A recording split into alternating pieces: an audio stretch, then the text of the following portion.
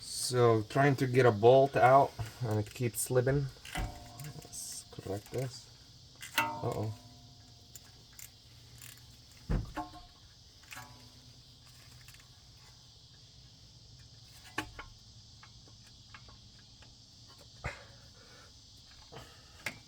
Yeah, it's not gonna come out.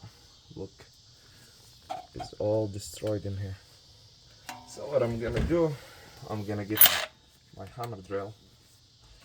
I'll turn it to a side where I can push it lefty loosey and just destroy it.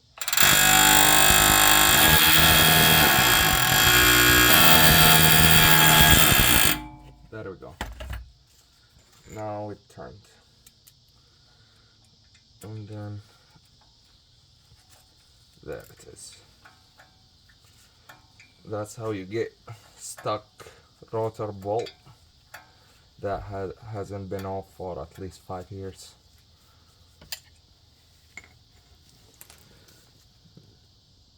Destroyed, back out.